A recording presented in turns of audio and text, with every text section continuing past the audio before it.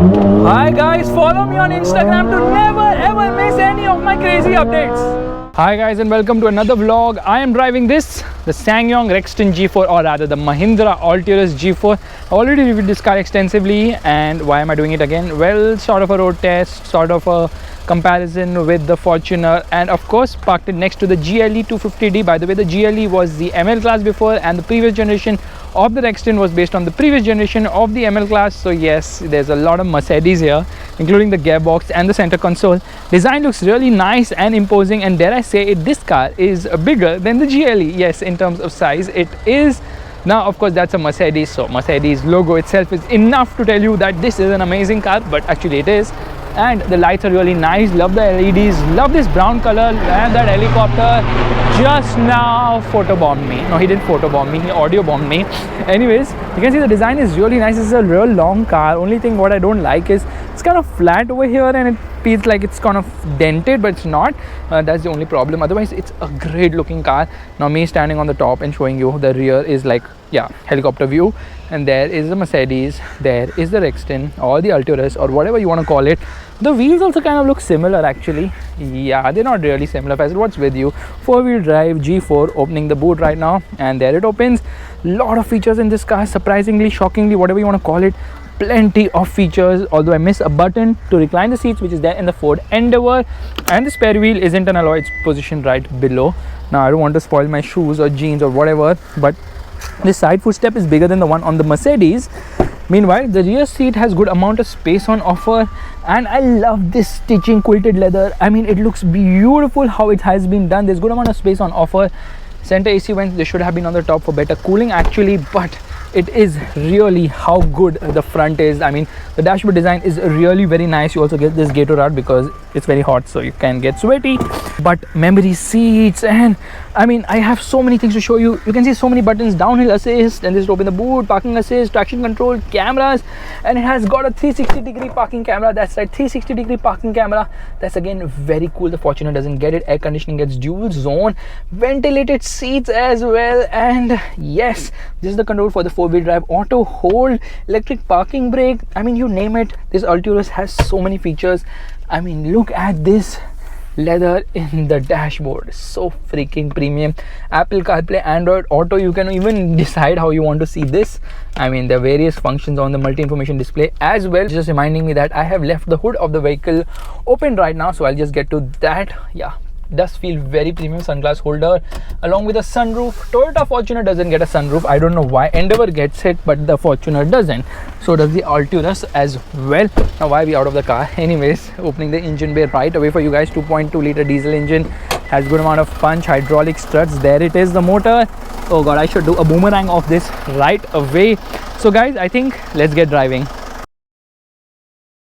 Alright, we are all set to go, which means turning off the hazard light, turning off the air conditioning, turning off the traction control, and yeah, it's turned off.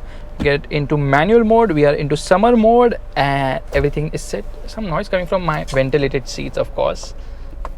Yeah, now it's silent. Now we are all set to go. Left foot on the brake, right foot on the accelerator. Now, okay guys, listen to it. Revving the motor. Yeah, that is the wheel spin on offer. Now I've already reviewed the Mahindra Alturas G4. All you have to do is click here to see that video. So what am I doing with the G4 again? Well, I was just driving it, so I thought why not do another vlog on it.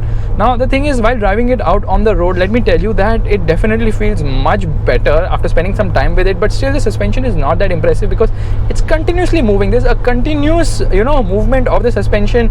It doesn't feel calm. It is just having too much of movement. So it's not the best car in terms of ride quality, but that brings me to the Toyota Fortuner. So I'm going to talk about the Toyota Fortuner a lot in this video. First and foremost, in terms of styling, I think the Fortuner does look very sharp because it got some sporty elements which seems to have come from Lexus. Alright, but the Alturas has massive dimensions. It looks very imposing. It looks more traditional, but somehow, some of the panels kind of feel bland, especially near the C-pillar and above the wheel arch at the rear. That's not that impressive, but the interior is absolutely sensational. I mean, it does feel very premium. It does feel way better than what I expected it to look, because I mean, this reminds you of a Mercedes. All right, everything feels really nice. I mean, premium touches inside the cabin, but more than that, there's so many features on offer, which is what really impresses me inside the Alturas G4. It has more features than the Fortuner, and the Fortuner might be having more space at the rear in spite of having a shorter wheelbase, but the Fortuner seat height is very high. And of course, the fact that the ride quality isn't great, I mean, in either of these cars, I would say that the Alturas and the Fortuner have a very similar ride quality, but the Endeavour has a much better ride quality. The problem with the Alturas rear seat is that it cannot be adjusted. I mean, it cannot be moved like it can be in the Fortuner, but it has more space in the third row, which is a very good thing. And you can see that's a Mercedes, and it happens to be an E-Class. All right, so here we go on the throttle. It's not an E-Class, it's an S-Class. All right, it is an S-Class. Looks so freaking elegant. So we were talking about the Fortuner versus the Alturas. There's no denying the fact that I feel that the Alturas looks better than the Fortuner. The Endeavour looks the best out of the rest. Interiors also, the Endeavour is the best out of the rest. But in terms of features, no one can beat Mahindra. This car gets so many good features which are really very impressive. Like for the fact that it gets ventilated front seats, it gets a 360-degree parking camera, and I mean the features list is just endless, which is hugely impressive. And kudos to Mahindra for offering so many features. Let's quickly talk about the engine on both these cars. First and foremost, I feel the brakes on the Fortuner are slightly better. The brakes on the Endeavour are even better than both these vehicles. And this is the four-wheel drive version. You also get a two-wheel drive, which means that both these cars are very capable. The Fortuner is slightly more capable, of course. And here we go. Meanwhile, the Endeavour is the Endeavour is the most capable. It also gets the best hardware because it gets an electronic locking rear differential and along with a low range gearbox as well. But the Fortuner also gets something known as active traction control, which actually works like a limited slip differential. So in terms of performance, outright performance, the Alturas is actually faster than both the Fortuner as well as the Endeavour, which comes as a surprise to me. Yeah, it actually weighs heavier than the Fortuner, yet is so good in terms of performance. It's very fast somehow, goes from 0 to 100 kilometers per hour in around 11 seconds, actually 1 second faster than the Fortuner. The Endeavour is almost there. It has the most power in the segment, of course, and also the most torque. This one produces around 180 horsepower and 420 Newton meters of torque. The Toyota makes similar power, but torque output is slightly more at 450 Newton meters. The Fortuner's problem is that it doesn't feel very refined either. That's another issue with the Fortuner. This car feels extremely refined. It's so freaking smooth and picks up pace really well. In fact, it will do close to 200 kilometers per hour on the speedometer because it's got a lot of grunt on offer. This Mercedes source gearbox is also pretty nice. So in terms of gearbox, this is a 7-speed unit. The one on the Fortuner is a 6-speed unit. The gearbox is better here and the engine is better here. But in comparison to the Fortuner, the steering just doesn't have any feel or feedback whatsoever. It kind of feels very vague. The Fortuner steering wheel does offer better feel and feedback. It's a hydraulic unit. This is an electric unit. In terms of grip also, it is the Fortuner which offers slightly more grip. However, the more SUV feel is there in the Fortuner. It feels more rugged. Lack of refinement makes you realize that you're in a traditional SUV. And of course, you sit higher up, you can see a better view of what's around. That's what makes the Fortuner an overall more SUV than the Alturas G4. The ride quality on both the vehicles is so I would say the Endeavour rides better. The Endeavour overall feels more premium, I feel somehow, because off-road it's better and design is very subjective, I would say. Interior, I think the one on the Ford is really nice, but the Ford as well as the Mahindra lack steering mounted paddles, which is disappointing. But the crucial thing is that the ride quality isn't very impressive on these cars, especially the Alturas and of course the Fortuner, which is very disappointing because as an SUV you really want the ride quality to be super smooth, which is the case on the Endeavour. This car's ride, I mean, yeah, you can feel there's a continuous motion happening. The suspension is almost always busy somehow. That's a lot of wheel spin once you turn off traction control. I mean, you should definitely get paddle shifters on SUVs which cost so much, which only the Toyota Fortuner offers. But then this car doesn't give you any manual control of things. Even if you use the Triptronic function on the gear lever, that is something which the Endeavour does offer, which is a nice thing. Overall gearbox, I would say Mercedes gearbox is very impressive on the Alturas, and overall feel of this vehicle is very positive. But in terms of the small and significant things, obviously the Endeavour is better, but leave the Endeavour aside for a moment because all of us know that the Endeavour is the best SUV in its segment. But if you don't want to buy an Endeavour and you plan to buy a Fortuner, I'll tell you something, the Alturas is actually better.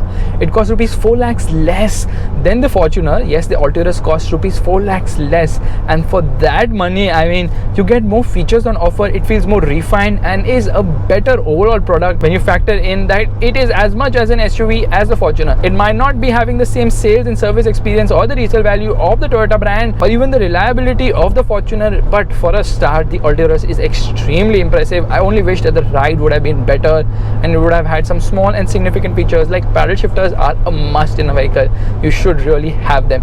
A lot of body roll in all the SUVs. Some of the Endeavour doesn't feel its weight. This car obviously does feel its weight, and the steering could have offered more communication. So guys, as you can see, the Alturas has actually grown on me, yet I am not very happy with the Alturas or even the Fortuner for that matter. I feel Toyota should give it a comprehensive update, giving it a better ride, because a Toyota car which doesn't ride as well as you would expect is something I would not accept at all, considering that the Camry is one of the best riding cars in its segment. So guys, if you like this video, you know what you have to do. Give it the thumbs up. Okay, I know you guys want me to do some wheel spins. All right, here we go once again. Rev still 2.5. Yeah, that is the punch on offer, but the Fortuner kind of feels more peppy lower down somehow, but doesn't maintain that momentum further because the mid-range isn't as strong, I would say. But this car is really good in terms of engine. I mean, it's almost perfect in most ways. Only thing is the ride and handling balance could have been better, and if I know the handling is poor, I would say that at least the ride should be good or vice versa, but that's not the case here, which is making me kind of sad. Is it making you sad, Annabelle? I don't like this car at all. Which means you are Annabelle, you responded. What happened here? Got hurt. How did you get hurt? I opened the door and then there was... She opened the door of the Alturas and she hit it. So that says that this car, which has got 5-star NCAP rating, is extremely strong and robust. You have to keep your face like that so I can put the doll. Yeah, right. Anyways guys, bye-bye.